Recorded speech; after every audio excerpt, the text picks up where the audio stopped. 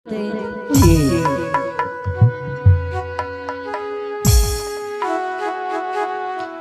दिल्ली ला के रच दियो आ जुती के माय के मती के हर लेबे आ दुख के पटरी जुती बाबू के देते। जुती बाबू 12 वर्ष की कोल ला के किदली जंगल जेते।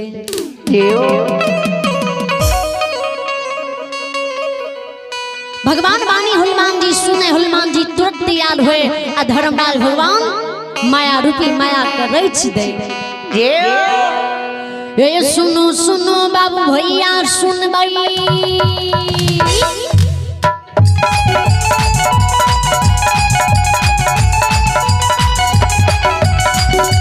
सुनो सुनो बाबू भैया सुन बे, गवैया बजावैया सुन बे, जो सुन भैया समाज लोग सुन बे, मामे ना ये ध्यान से सुन बे, भगवान के लीला प्रेम से सुन बई।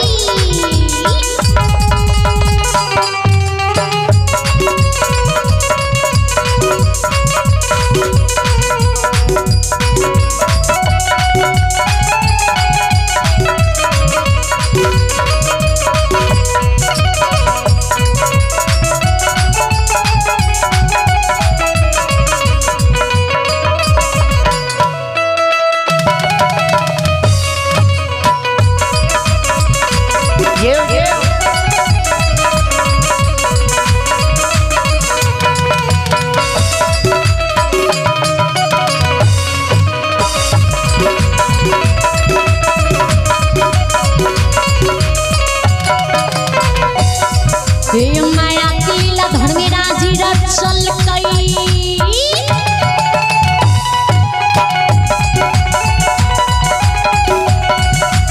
माया कीला धर्मराज रचल कई, जान लगल कीला रचल कई, माया कमाल भी सतार करल कई, बड़ लीला गोसाइयों रचल कई, ये दुनिया संसार में रचल कई, बड़ छलगड़िया देव लगैया, बड़ निर्मोहिया देव लगैया, बड़ समदर्शी देव लगैया। सुनो सुनो बाबू भैया सुनबे, कति कति बड़ निकाय कब, सत सत बात कब, एको बात सत नहीं कब।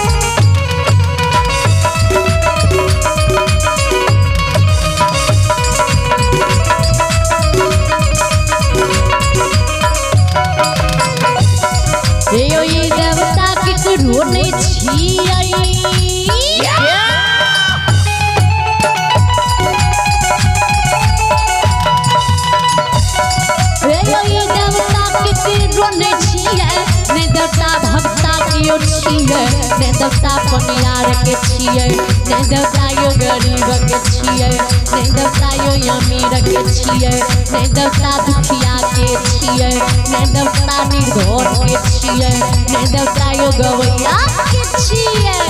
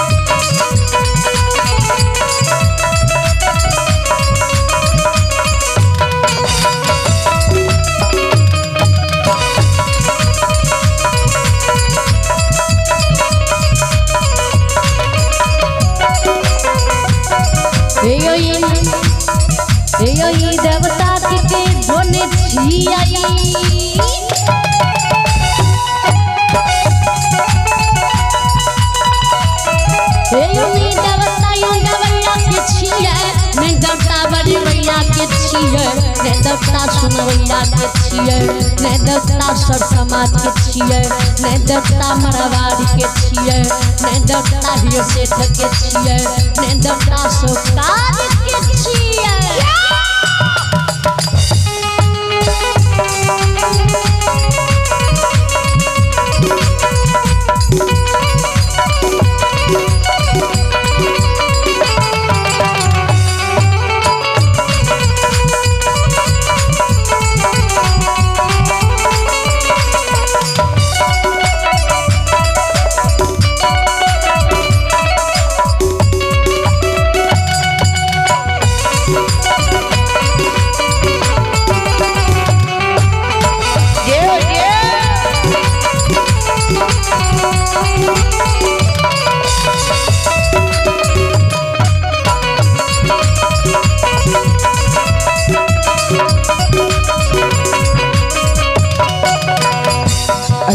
ये देवता के ढोने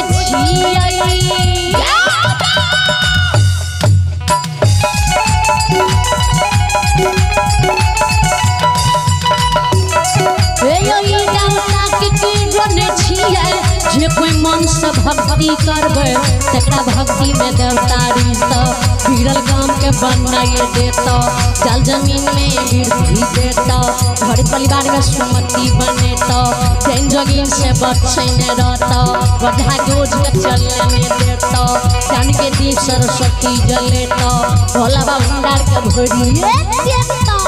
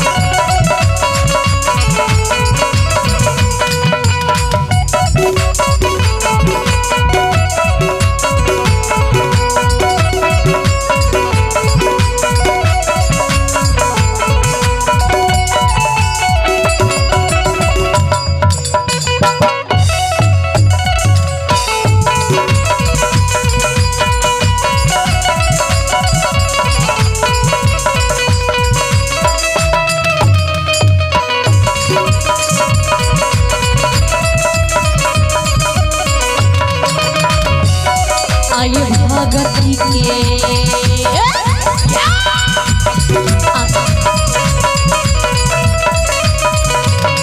आयु भगती के बस में ठाकुर जी धर्मराज बाबा से हो निरमोधिया कथा धुला धुआए कालिए कालिदान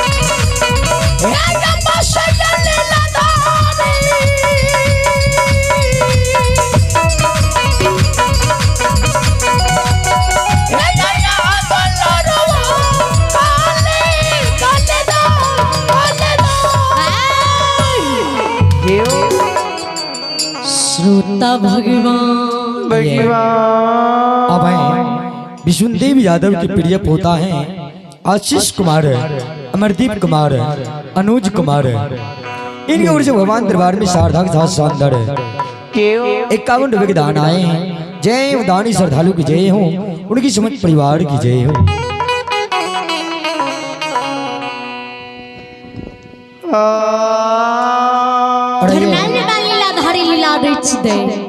अब हैं संजीव कुमार पिता शंभू यादव है, सौरभ कुमार पिता श्री प्रसाद यादव है, सौरभ कुमार के पिता श्री प्रसाद यादव है। उनकी ओर से भगवान के दरबार में शारदा के साथ शानदार 51 रुपए के दान आए हैं। और ये आप हैं प्रदीप यादव झंझारपुर, नेत हैं शिवानी और सौरभ कुमार। उनके ओर से भगवान के दरबार में शारदा के साथ शानदार 101 रुपए के दान आए हैं। जय दानी श्रद्धालु की जय हो, दानी श्रद्धालु को पूजने माता पिता की जय हो, उनकी समस्त परिवार की जय हो। बोलो बोलो सच्ची दरबार की लस्सी बगिया तोरो दुआरिया के डेट बाबा धर्मराज हो। दानी तोरो दुआरिया के डेट में भगवती है। दानी के मनसा कर बीड़ा पर गुरु बाबा हो। शिव के मनसा कर बीड़ा पर दानी तोरो दुआरिया के डेट गुरु बाबा हो। दानी तोरो दुआरिया के डेट मां भगवती है। दानी के मनसा कर बीड़ा पार गुरु बाबा हो। दानी के मनसा कर बीड़ा पार गुरु बाबा हो। दानी के मनसा कर बीड़ा पार। आई लस्सी बगिया बाबा तोहा वो दुआरिया। आई लस्सी बगिया बाबा तोहरे दुआरिया। आई लय दानी भवानी तोहा वो दुआरिया। आई लय दानी भवानी तोहरे दुआरिया। दानी के मनसा पूरे करता रे गयता दुआर बाबा धर्मराज हो। सेवक के मनसा पूरे करता फिर यता दुआर ठाकुर बाबा हो। दानी के मनसा कर बीड़ा पर भगवती है। दानी के मनसा कर बीड़ा पर भगवती है। दानी के मनसा कर बेड़ा पार ठाकुर बाबा हो। दानी के मनसा कर बेड़ा पार भगवती है। दानी के मनसा कर बेड़ा पार ठाकुर बाबा हो। दानी के मनसा कर बेड़ा पार।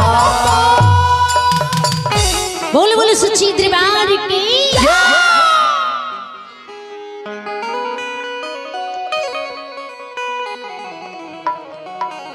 धर्मनाने वाली लारेच दे जुती बाबा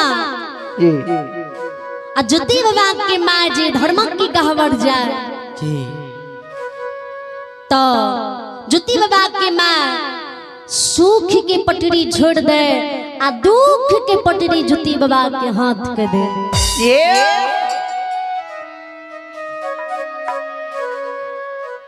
देखियो भगवान की लीला। दुख के पटरी जी जुती के बाबा देखे तो जुती बाबा कातल गाछ समान जमीन पर मुरझा के गहवर में गिर जाए।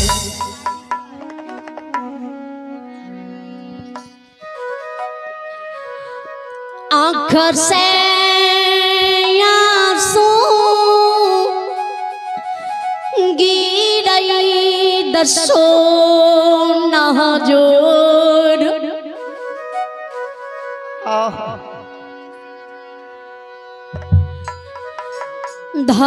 धर्मराज भगवान के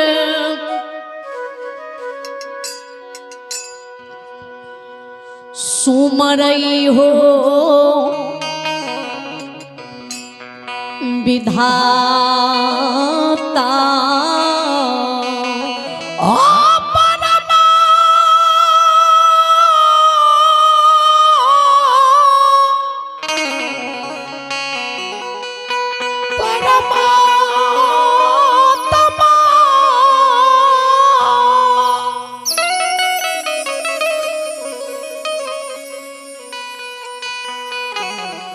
भगवान के नंदी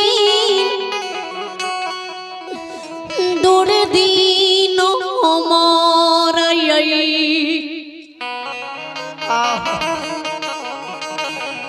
दुनिया में कोयला कैला हो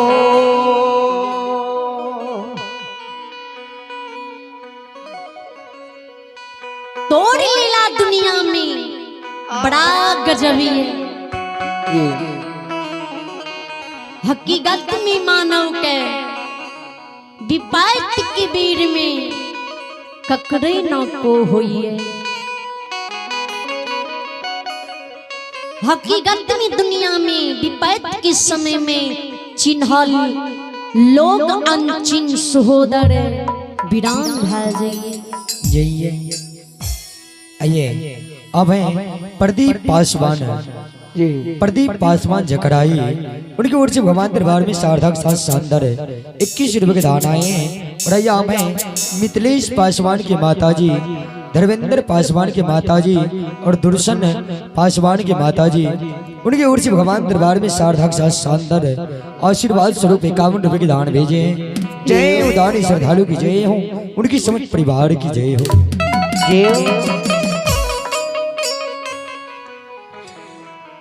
जे माई हमरा गर्व से झोंक मुंदा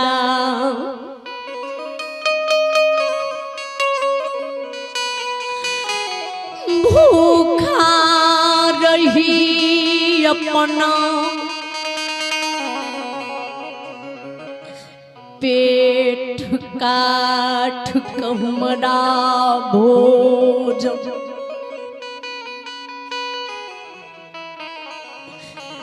खरा के पोस पाल का जवान कल कई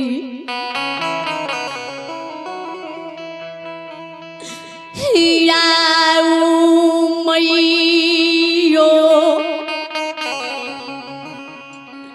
कठोर बन दुख के पटरी हमारा दिल कोई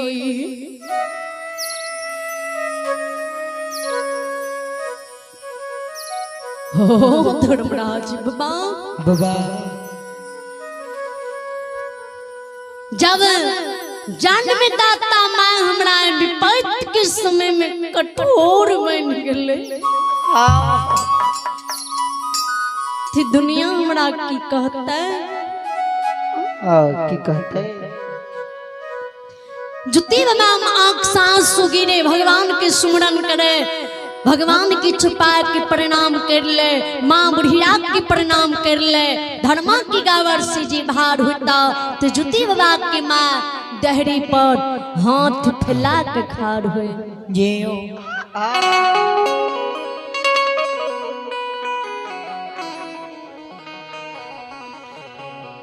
खेदली बात रोकई बेटा रे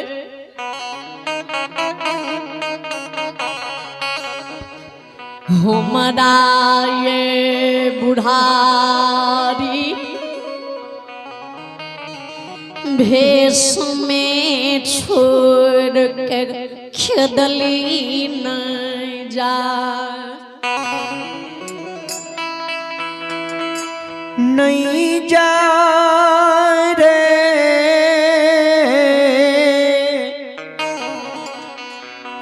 दुलारुआ